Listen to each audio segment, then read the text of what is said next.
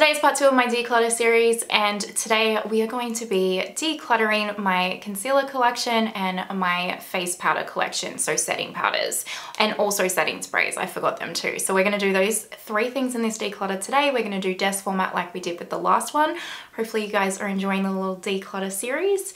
Before we go ahead and get into it, let's go ahead and do the YouTubey things. Go ahead and give this video a thumbs up, subscribe, hit that notification bell, and let's get into it.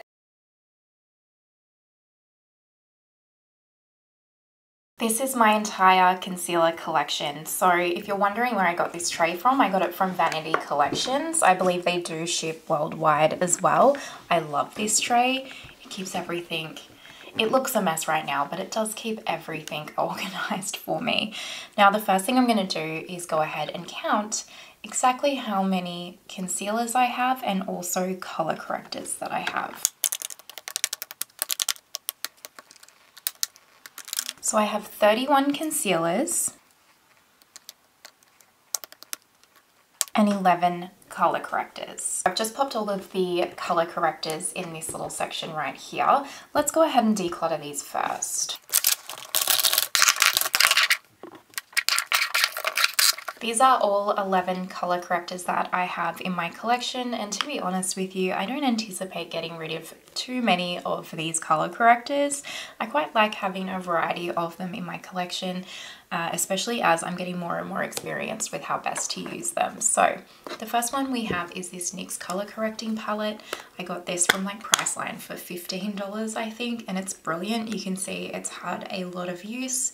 And I really like this, especially when I travel, because I can have all of the colors I need for correcting in one spot.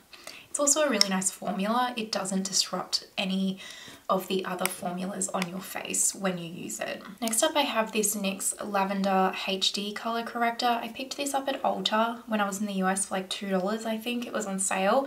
And I sometimes don't mind the way that a lavender color corrector looks on my under eyes, so I'm going to go ahead and keep this one. This is the Neutrogena color corrector. It's in the shade Peach, and I find this to be not quite the perfect shade for me, but I do really like the formula of this. I actually got this off Simply Blair's recommendation, and I picked it up from Walmart in the US, and I'm going to keep it because I like the formula of it. The shade is just, I need it to be slightly lighter. This is the Nars color corrector in the shade Light, and I just find that this is too dark and orange for my under eyes. I just can't get it to make, like, I just can't make it work for me. I have tried and tried. I really like the formula of it. It's nice and lightweight on the under eyes, but just for my particular under eyes, it really doesn't do anything, so I am going to declutter this one. I have these 2 LA Girl Pro Conceals. One is just in the shade White and one is in a pink shade. I haven't actually opened the white shade yet. I picked this up in case I get concealers that are too dark for me and I can just add a little dot in to lighten them slightly. I just haven't had a need to use it yet. And then this pink one is quite nice sometimes when I find that the discoloration underneath my under eyes can change, and so when it goes through certain stages, a pink color corrector really does wonders for it, and I don't mind this formula and I picked them up quite cheap, so I'm going to go ahead and keep both of those. I have these 2 color correctors from Sephora. I picked this green color corrector up on the recommendation from Hannah Louise Poston, and I really like it. I've been using a green color corrector lately to neutralize some of the redness on my skin, so I'm definitely going to keep this one because I've been enjoying it. This one, however, I picked it up while I was picking the green one up. This is the peach one, and it does literally nothing. It's actually the worst color corrector I have ever tried in my life. And it's not even just the shade. When you pop this on the under eye, it literally blends out to nothing. Like, it's like you've actually put nothing on your face, even though it looks so dark there. So I'm absolutely going to declutter this one. This one is the Bobbi Brown color corrector in the shade Light Bisque. This is in the stick form, and I don't mind this. I picked this up because I just really honestly was intrigued to try the formula and see the difference with the stick. I thought Light Bisque would suit my under eyes a lot better than this one that I have, which I'll get to shortly, and it absolutely does. And I really like this being in the stick formula versus being in the pot formula. It's really easy and fuss free to use on the under eyes. So I'm definitely going to keep this one because I really like it. Then I have this Bobbi Brown color corrector. This is kind of like the original one. This is in the shade Bisque, so it's slightly deeper than the light Bisque one that I have, and that's the problem that I have with this color corrector, is it's just not the right undertone for my under eyes. It's just a bit too deep and orange. So I'm not sure whether or not I am going to keep this. I'm hesitant to let it go just because it was so expensive. And I can make it work, so I'm just going to hold on to this for a little bit longer, I think. This last one is my Holy Grail color corrector, at least at the moment. This is the Charlotte Tilbury Vanish color corrector in the shade 1 Fair. It is the best shade of color corrector that I have tried, which is hilarious because when I first tried this, I really didn't like it and have grown to absolutely love it. I'm not even sure if you can see that large divot in the middle there. So this is 100% a keep, and it will be a repurchase, absolutely. So for color correctors, we have kept 9 and we are decluttering 2. Now let's go ahead and move on to concealers.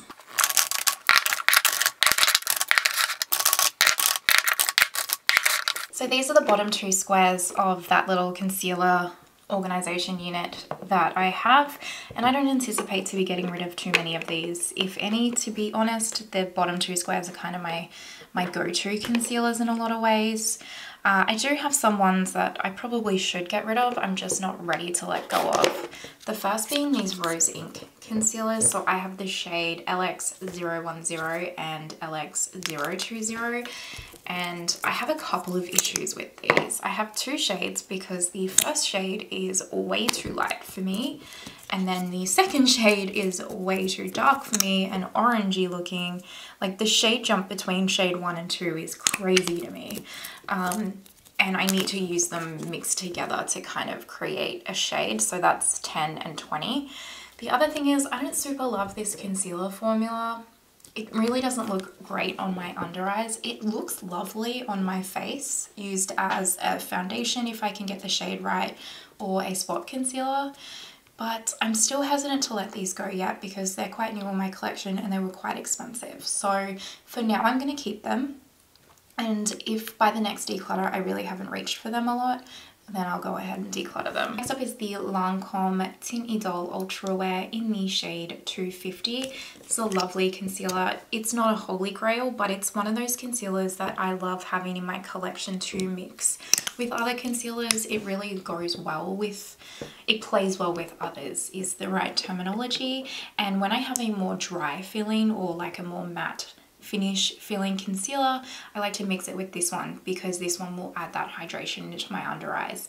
It's too light coverage for me on its own, so if you don't have super difficult under eyes, this is a really good concealer. But if you have a lot of things to cover and you like a more full coverage concealer, you won't probably like this on its own, but I'm definitely keeping it around in my collection. Next up is the Tarte Shape Tape in the shade 22N, and I feel like it looks old, but this is actually brand new. I just picked this up in Ulta. It still smells fine and performs fine, so I'm keeping it around. I picked it up because I used to find this concealer an absolute holy grail, and I found it on sale at Ulta, and I thought I would add it back into my collection to kind of see, do I still like it or not? And it's completely fine. I find it's very similar to the CoverGirl True Blend, so I'll keep it around because I genuinely will get a lot of use out of it. Next up we have the One Size concealer in the shade Light 1R. This is truly one of my all-time favorite concealers. I adore this. It is very lightweight feeling on the under eyes while providing a lot of coverage to the under eyes. It's hydrating, it's not too drying, and it wears really well throughout the day. So this concealer for me has been a huge pleasant surprise and is currently #1 or #2 favorite in my collection. One of the most underrated concealers on the market, in my personal opinion, is the Laura Mercier Flawless Fusion Ultra Long Wear Concealer. I have the shade 1N, and the thing about this concealer is I don't know if there's someone that won't find this to work for them, excluding someone who maybe values full coverage more than anything else. This is a solid medium to almost full coverage concealer.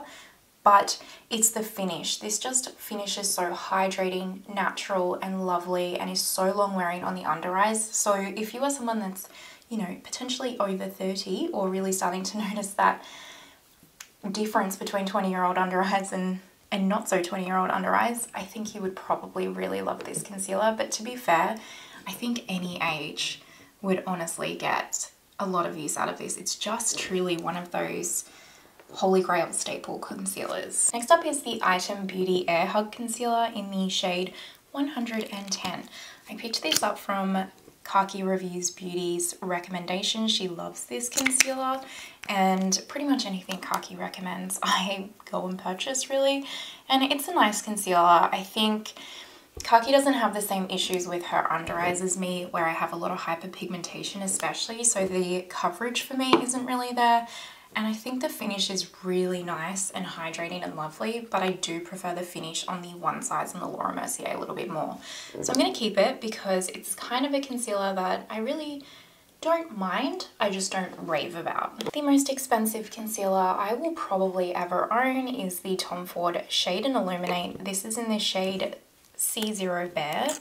And this is an okay concealer. If you like the ABH Magic Touch concealers, you'll probably really like this concealer. It is more hydrating than the Magic Touch concealers from ABH, but has a very similar finish and coverage level. It is very full coverage. It's a great shade match for me. I do like this concealer, absolutely. I think I paid 95 Australian dollars for it, or maybe even more than that. Probably for the price point. Would I repurchase it? No. I love the packaging, I love the experience of it, but I would only advise to pick this up if you really can just comfortably afford it and love that luxury makeup experience. You won't regret it. I do think that the concealer is lovely, but I would recommend the One Size and the Laura Mercier over it. A concealer that I just actually cannot get on board with is the Nars Radiant Creamy Concealer, apologies. This is in the shade Madeline. It's too dark for me. I really just can't get on board with this concealer, and if I'm honest with you, I wasn't going to declutter it, but I feel like I need to because I never use it, and I don't like it. I don't like it at all. Yeah, this one's gonna go. When I tell you I have fallen hard for the new Huda Beauty Faux Filter Concealer, I have fallen hard. Originally, I picked up the shade 2.1N in Meringue, and it is too light for me. So I then went and picked up Coconut Flakes, because when I tried this, I can kind of make it work, but it is just too light. And honestly, I liked the formula. This is 2.1N. I liked the formula of this concealer so much, I knew I had to have my shade. Coconut Flakes is the perfect shade for me. This concealer, oh my goodness. I've seen so many people rave about it, and I get it. It is lightweight. It feels like you're wearing nothing. It is full coverage. It is long wearing. It is smoothing. It is beautiful. This and the One Size concealer right now are tied for first place for my favorite concealers. I love this. Lastly on this row, we have the KVD Good Apple concealers. I have 3 shades because the shade range is so hard to pick. 105, 111 and 122, all in light. So this one is in 105, and I thought this would be my right shade, sorry, and it is just too light. Then we have shade 111, which I thought would also be the correct shade. It's the right undertone, but still quite a bit too light. They might not look light on my hand, but trust me, when I put them on my face, they are. And then this is 122, which is too orangey looking and just not quite right. So I like to mix 111 and 122, these two together, and they make a really good shade for me. But I am going to declutter 105 because it's just way too light for me, and I'm not going to get any use out of that. But as a concealer itself, I really like it. It's not my all-time favorite, but it has its place. It's very hydrating, so if you're looking for that, then this is the concealer for you.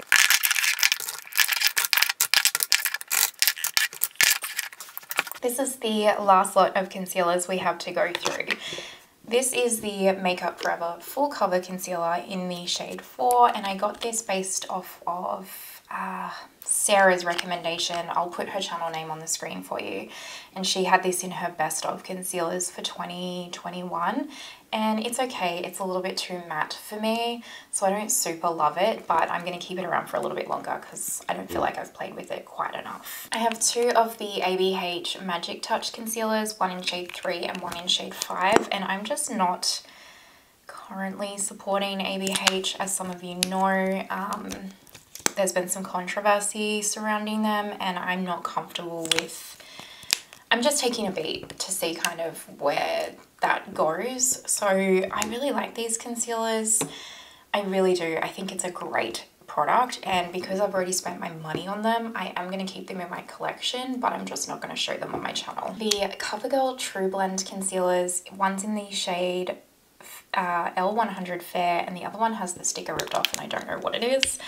You guys know I love these concealers. I keep both of these. Actually, I could probably declutter that shade, couldn't I? That's way too light. I always use this second shade. Actually, it's L400 Classic Ivory. The sticker's elsewhere on the thing. And I always use this one. So I'm definitely going to go ahead and declutter this one, but I really like this concealer. It is such a good concealer. It reminds me of this heart-shaped tape. I think maybe just a little bit more hydrating. Maybe I'm wrong about that, but it's such a comparable formula, and when I want coverage, like proper coverage, this is the concealer that I reach for. My Mcgrath Labs Sublime Perfection concealers, I have the shades L2 and L4. Together they make the perfect shade for me. You know that these are not going anywhere. I absolutely adore them, and they are a brilliant concealer, definitely top 3 in my collection. The Oma Beauty Concealer in the shade Fair Lady T2. You guys, I'm disappointed. I cannot get this concealer to work for me. I know this is some of yours holy grail favorite, and I want it to be mine because my lord do I love the foundations, but this creases and makes my under eyes look horrific. It really does. So I am going to let this one go, unfortunately. This is the Dermablend makeup cover. It's just like an intense full coverage kind of foundation concealer all over type product, and I really like it. It's quite a useful product to have in the collection. It's very dewy, but it's a great shade match, and yeah, I just like having it around. This is the Dermablend concealer in the shade 15C. I got it because it was like, it was from Ulta in the US recently, and it was advertising as being like incredibly full coverage, and I know a lot of people talk about how good this brand is. Shade match is fine. I haven't been wowed by the formula so far, but I'm going to keep it around because it's very new to my collection, and I feel like I still have a bit of testing to go with it. This is a mini of the Tarte Ultra Creamy in the shade 22N. I picked this up because I was curious about how different the formula would be and thought I'd grab a mini. I don't mind it. It's not wowing, but it's also not terrible, and it does the job. So I like to keep this around for when I travel because it is so itty bitty. This is the Maybelline Instant Age Rewind concealer in the shade 110 Fair. My friend Nicole sent me this because she had some dupes in her collection. And this concealer is honestly, it's a great concealer. It's very lightweight on the under eyes. It doesn't provide the level of coverage that I'm looking for, but I do like it as a mix concealer or a concealer when I'm really wearing natural makeup. It really is like, it's a beautiful finish on the under eyes. It truly is. This is the Ellis Faux concealer. This is in the shade S201, and this is a great brightening concealer. If you don't like a lot of concealer, if you just really use concealer to highlight on the under eyes and that's it, this is the concealer you want to go with. It is incredibly beautiful. It feels like nothing on the under eye. It brightens beautifully. It's long wearing. It doesn't crease, and it's just this whole brand, Ellis Faux. I know that there's not a lot of interest in it, but truly don't discount it. It's a great brand. This concealer is the Magic Away from Charlotte Tilbury in the shade 3, and the packaging is horrible. Like, I think she might actually have recently repackaged this, and so she should, because it's horrific.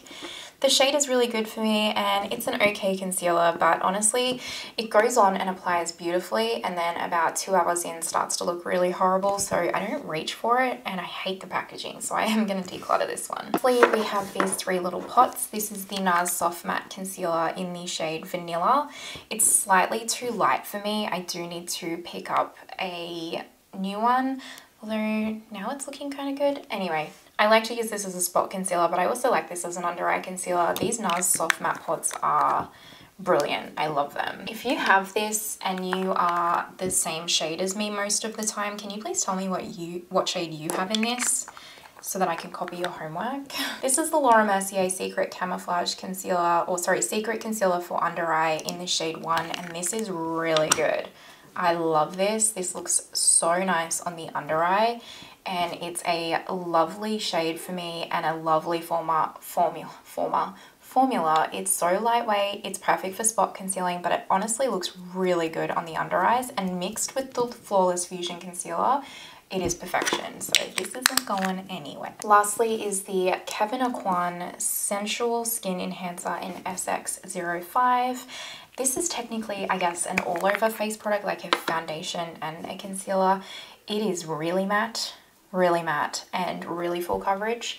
So if you're looking for matte full coverage, then you'll probably love this. I find it's a bit too heavy for me on my under eye, but I definitely need to do some more testing of it. I kind of didn't like it the first few times I tried it and have been ignoring it, but I need to get back to it and fully test it to see if I do want to keep it around. I wanted it for so long, and then I got it and was slightly disappointed, but I feel like it was probably user error, so I'm not writing it off just yet.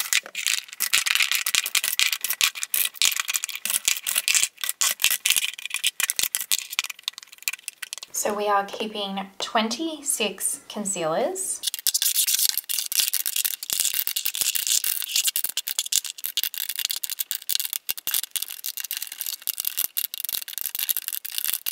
So that is them all popped back into their little homes. Hopefully that doesn't stress too many of you out, because I know some people really find the difference. The way that I organize things, I got a lot of feedback on my concealer organization video. Everyone's minds works differently. And we are decluttering 5 concealers. I feel like my math didn't add up, but let's all for my sake pretend that it did, please. I have 7 setting sprays, and honestly, I am only going to be decluttering, from what I can see, 1. And that one is this Fenty Beauty Dewy Setting Spray. And not because it's not a good setting spray, it actually is. I really do like it. It has a lovely dewy finish to the skin, but it breaks me out, so I cannot use it and cannot keep it, and that makes me sad. But I do really like this, and I really like the packaging. This is a MAC Fix Plus, which I like to keep around for like wetting shadows and, you know, all of the good things that you can use a MAC Fix Plus for. I have 2 Benefit Professional setting sprays. I really like this setting spray. It does wonders for setting makeup without actually changing the finish of it, and I have a travel one and a full size, and I'm keeping both. This is the Satin Skin Mist from Tatcha, and I think you can only get it in Australia now, and it's brilliant. It's a liquid setting powder, and I love it, and definitely am keeping it. The NYX Dewy Finish Setting Spray, I like to keep this for wetting my shadows, and just like when I want to use a setting spray but don't kind of want to waste my good ones, that's what I like to keep this around for. And this is my holy grail setting spray, the Charlotte Tilbury Airbrush setting spray. It's incredible. Once this is used up, I will repurchase it. I don't know what kind of wizardry she put in this bottle, but it's hands down the best setting spray I've ever used, ever, period. So keeping 6 and decluttering 1. So these are all of my setting powders. I know. Why do I have so many? I don't know. Let me count them. I have 28. Who needs 28 setting powders? Ridiculous. All right, let's go through these.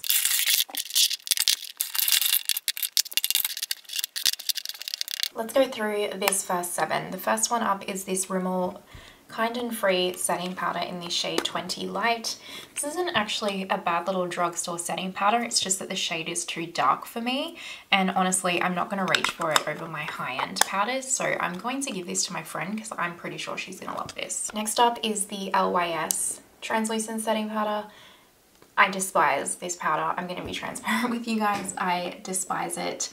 So many people call this a dupe for the Charlotte Tilbury Airbrush Flawless setting powder, and I did a dupe comparison in my review of this brand, and I think you can pretty clearly see from that video, for my skin at least, this was not a dupe, and I am 100% getting rid of this. This is the By Terry Hydra Setting Powder Face Palette, and it doesn't super work for me. I don't super love it, but it was so expensive and I just want to keep trying to find a way to make it work, so I am going to keep it. This is the Item Beauty Powder Hour setting powder, and I really like it. It's kind of got one of these. It's great for travel, great for throwing in your handbag on the go, and it has a luminous finish to it. I quite enjoy it. This is the Givenchy Prisma Libre setting powder. It's that real fancy one that I think everyone's loving on the TikToks at the moment. I actually got this for Christmas from a friend, so I'm definitely going to keep it. I find it a little bit too matte for me personally, but I don't hate it. So it's kind of one of those powders that I don't super love, I don't super hate, but I like having it in my collection. The Danessa Myricks Evolution powder, I haven't tested this enough to tell you whether or not I really love it. I kind of feel like this one is very similar to the Givenchy Prisma Libre powder, if I'm honest, from what I've experienced so far, but it's new in my collection and I'm definitely not done with it, that's for sure. This is the Uoma Trip and Smooth setting powder in that real cool fancy packaging that everyone's going nuts for. I like this so far from what I've tried. It's very smoothing on the skin. Actually also reminds me of the Danessa Myricks. First initial thoughts of it anyway. I've only used this once or twice. I'm trying to, if you guys saw my makeup I'm trying to currently use up, I've really been focusing on using that makeup. So this is definitely sticking around. I've only used it once. Let's do our next lot of 8. These two right here are the Laura Mercier translucent setting powders in the original formula, hands down keeping. I love that I now have a travel size as well. I love traveling with this, and when it is hot or humid, this is the powder that I really love to rely on. It is a staple in my collection. This one is tough for me. This is the Wayne Goss Weightless setting powder, and I don't like it, and I can't find a way to make this work. I really want to, I just can't, but I'm also, I don't know if I want to let it go yet. It's still so new in my collection. So I think I'm going to hang on to it and see if I can find a way to make this work. And if by the next time I declutter, I haven't used it much or I don't like it still, then I'll declutter it. Because I buy all this makeup with my own money, I do try really hard to make every product I purchase work. My beloved Process Cloud Set powders. This is in the shade Airy and this is in the shade Breezy. This is my 5th or my 6th. I think I might be up to, why can't I open it right now? Here we go. This is a brand new one. I think this is my 6th. Truly, this is my all-time favorite holy grail. If I could only ever have one powder in my collection, this is the one I'm keeping. You'll pry them from my cold dead hands. The e.l.f. Halo Glow setting powder, my beautiful friend Nicole sent me this as well, and this took me so by surprise. I adore the finish of it on my skin. It's glowy without being too glowy. It kind of reminds me a little bit of a loose version of the Cloud Set powder, and I really love it. The Say Air Set powder, a great powder, very similar to the e.l.f. one as well. A little bit more glowy than the e.l.f. one. My complaint about this one is that this is the shade Translucent, but it is not translucent, and if you are any like paler than I am, you will find this powder too dark for you, but I can make it work and it is a great powder for me. I'm definitely keeping it, but I just think they probably need to work on this shade being more actually translucent because it's not. This is the Pat McGrath Labs Skin Fetish Sublime Perfection Blurring Under Eye Powder in the shade Medium. I like to use this as an all over face setting powder sometimes, especially when I have a tan. I really like it. It's a great product.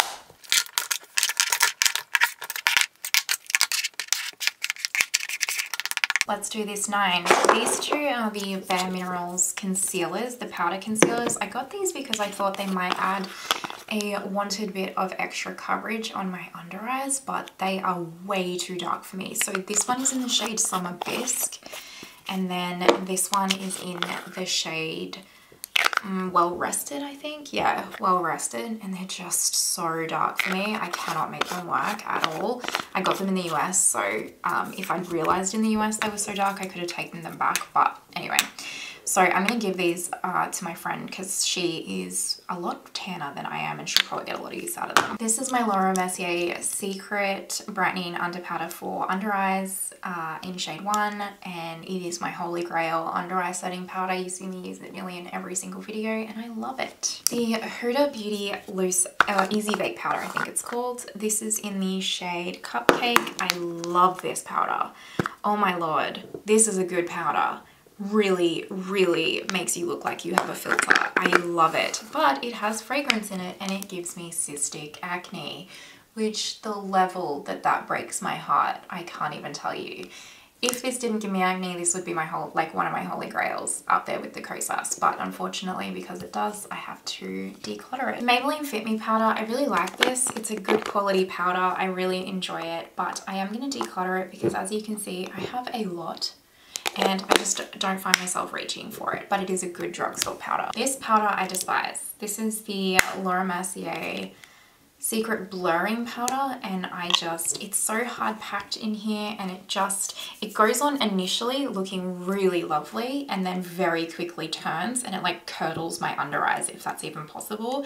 I really dislike this, so it is going. I am currently using this powder in my makeup I want to use up, not because I don't like it, just because you can see how much I've panned. This is actually my second one of these. I've already used up a full one before and I will actually repurchase it. I really love having this powder in my collection. It's beautiful. This is the Charlotte Tilbury Airbrush Flawless powder.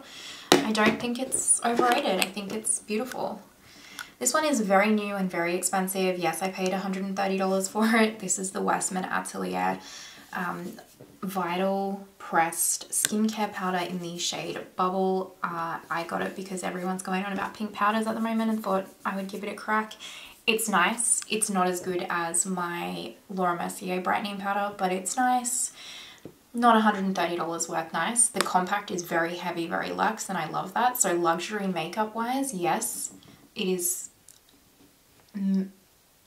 It's a luxury makeup product that you can see why you've paid $130 for it, but the product itself for me is not $130 worth. But if you have dry skin, you will adore this. I promise you, if you have dry skin, you'll adore this. This is the Huda Beauty Glowish powder, and I'm torn because I really didn't like this, but my makeup preference has been changing so much lately that I think I'm going to keep it and give it another crack. It's very, see how it just looks like see, it still looks like a highlighter there, doesn't it? I might give this one more go, and if I still really dislike it, I will declutter it.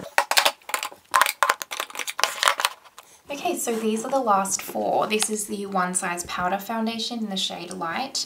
It's a little bit too dark, but really good for when I have a tan, and I really like it. It's a beautiful powder foundation, very blurring on the skin, very full coverage. I really like it. This is the Sephora Micro Smooth in the shade 15 Nude. It's okay. It's, for the price point, it's great. I wouldn't say like it's the best smoothing powder I've ever tried, but I don't mind having it around, and I'm not ready to declutter it. Then I have two MAC Studio Fix foundations. I have one in the shade NW20, which is like my under eye shade. I love using this on my under eyes and through the T-zone when I just need a little bit of extra coverage and smoothing. It does wonders as like a finishing powder. And then I also have NC25, which is my all over shade. And again, same thing. I just love having it to add extra coverage. It's kind of one of those staple products that I really like to have around.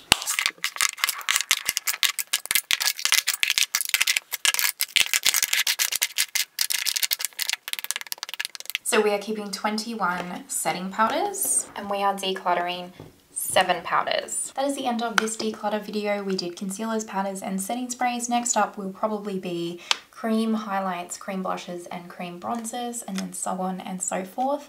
Hopefully you're enjoying the little series so far. Let me know in the comments your thoughts down below. I love hearing from you guys. If you haven't already, pretty please give the video a thumbs up and subscribe. It truly helps my channel out. And I hope that you have an amazing day wherever you are in the world. And I will see you next time. Bye!